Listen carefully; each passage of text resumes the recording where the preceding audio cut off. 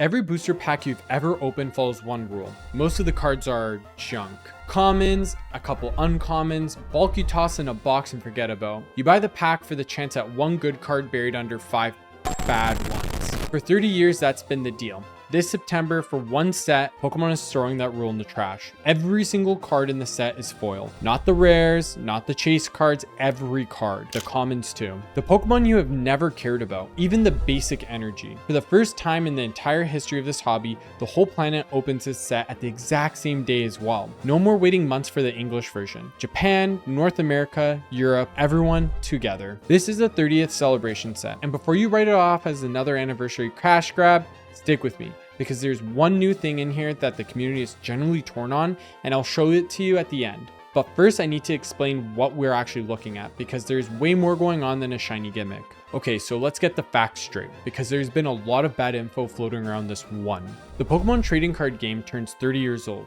The game first launched back in 1996 in Japan, and to mark 3 decades, the Pokemon Company is putting out a special set called the 30th Celebration. It got teased on Pokemon Day back in February and then fully revealed on June 1st. It releases worldwide on Wednesday, September 16th, 2026. And I want to slow down on that word worldwide, because it is a bigger deal than it sounds. For almost the entire 30-year run of this game, Japan gets the sets first, sometimes months before the rest of us. Western collectors are used to watching Japanese polls online and just waiting for our turn. This is the first time ever that an expansion drops everywhere on the same day. If you have ever felt like you were collecting on a delay, like the rest of the world had already picked the set apart before you could even buy a pack, this is Pokemon directly answering that. Same day, same cards, everyone at once. There's a practical side too. A global drop makes it a lot harder for someone in a region to scoop everything early and flip it. Whether that actually stops the scalpers, well, I mean, we'll get to that. Because there's a number from the last anniversary set that I think you need to hear, and I think it changes how you should think about buying this one. So let's talk about the thing that breaks the rules. Every card in this set is foil. Normally a booster pack gives you 5 cards, this set gives you 6. And all 6 are foil. 5 foil cards plus 1 foil basic energy. In Japan, that pushes the pack price from the usual 200 yen to 360 yen. So you're paying more, but you are getting a pack where there is no filler. No card you're going to throw in the bulk bin. And I mean, I want to talk to my collectors for a second here, because the foil energy is a bigger deal than the casual fan realizes. Think about every video I've made about commons being worth money. The Shadowless cards, the Skyridge commons, the Call of Legend energies worth $300. What did all of those have in common? Nobody protected them. Nobody thought a basic energy card was worth sleeving. That is exactly why the survivors are rare today.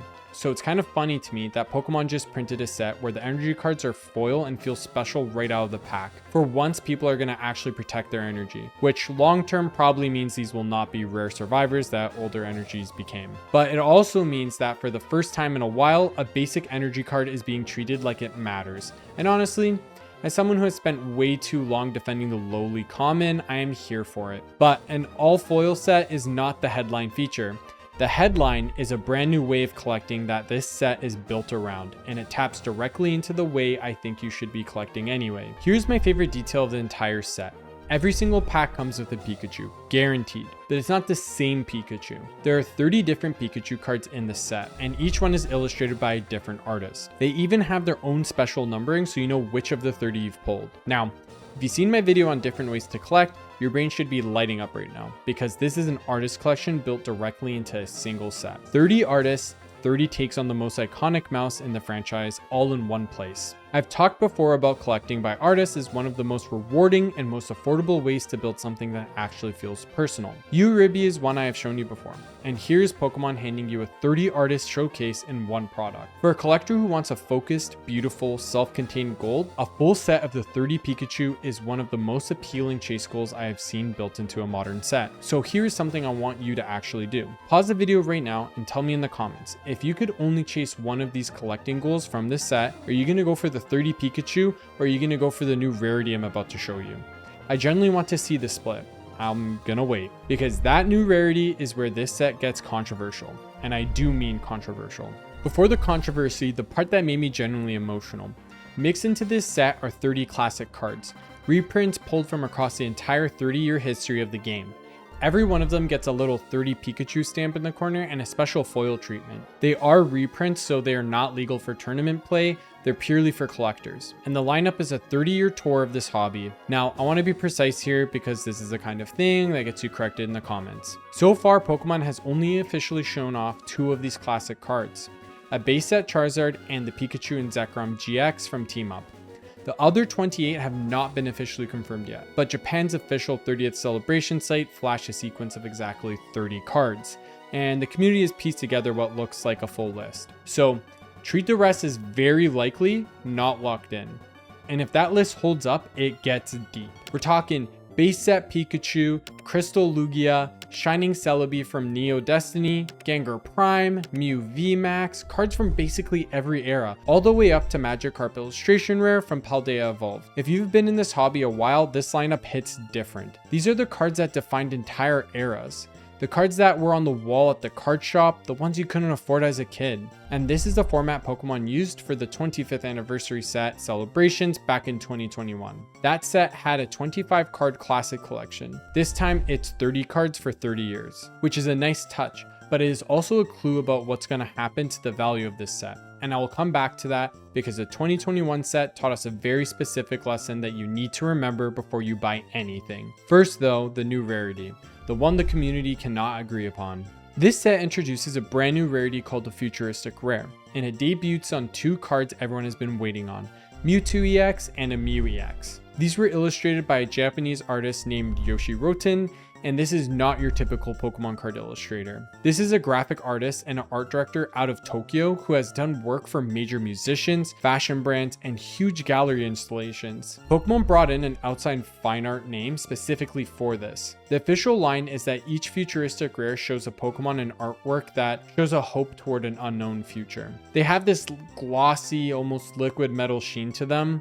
And here's where I have to be straight with you, because you come to this channel for the honest take, not the hype. The community is split on these hard. Some collectors think bringing in a real contemporary artist for the anniversary is exactly the kind of bold swing a 30-year milestone should take. Others looked at this and felt like the art does not match the hype around a brand new top rarity. My honest opinion, I respect the swing. I'd rather Pokemon try something genuinely different for an anniversary than play it safe with another textured Charizard we've seen like 10 times. Whether these particular 2 cards land for you is going to come down to the taste, and that's okay. But because it's a brand new top rarity, debuting on Mew and Mewtwo, it is a safe bet these end up among the most valuable and most chased cards in the whole set, whether the art is for you or not. Which brings me to the thing I promised at the start, the number from the last anniversary set. Because how rare these are in the entire story of whether this set is worth your money. Which brings me to the thing I promised at the start, the number from the last anniversary set. Because how rare these are is the entire story of whether this set is worth your money. Let's go back to October 2021, the 25th anniversary set celebrations. Same idea, special anniversary product, a classic collection of reprints, the whole thing felt premium, and it sold out everywhere, instantly. For a while, you could not find it at retail price to save your life. People were paying way over MSRP for sealed product. Here's the part collectors learned the hard way.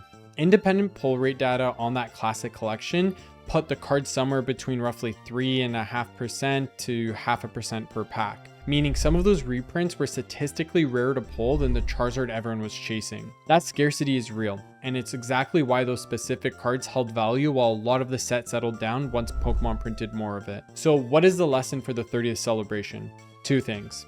1, anniversary hype creates a buying frenzy, and that frenzy is when you make your worst decisions. The day a set like this drops is the most expensive day to buy if you can't get it at MSRP. If you can wait, history says prices tend to cool once supply catches up. 2, the thing that actually holds value long term is the set, not the specific scarce cards inside of it. With this set, that points straight at the futuristic rares and the harder classic collection chase cards. If you're buying as a collector, wait and buy the cards you love. If you're buying with one eye on value, keep it sealed. But keeping it sealed is boring and you should really just open it. This set is doing 2 things at once, and I don't think that's an accident. One half of it is looking backward, 30 cards, 30 years of history, the cards that built this hobby and built a lot of us as collectors. The other half is looking forward, a new rarity, an outside artist art that's supposed to feel like hope towards an unknown future. That is the whole story of this hobby in one product. We're nostalgic for the cards we grew up with, and at the same time, something being printed right now is going to be the grail somebody chases in 2056. I have said this before and I will say it again.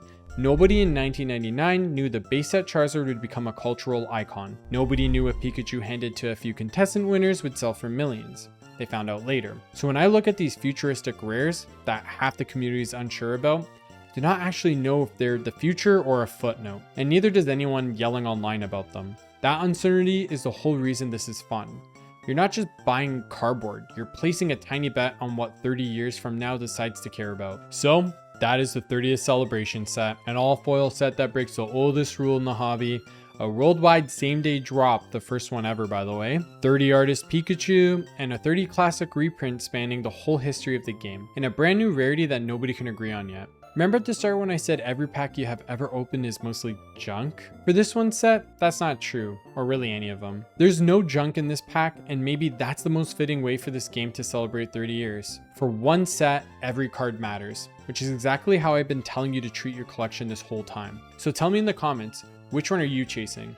The 30 Pikachus or the futuristic rares? And be honest with me on the new rarity. Do you actually like the art, or are you just here for the chase? I read every comment and respond. And if you want to understand why even the boring cards in this set could matter someday, go watch my video on the most expensive common Pokemon cards. That one will change how you look at every card you own. See you in the next one. Goodbye.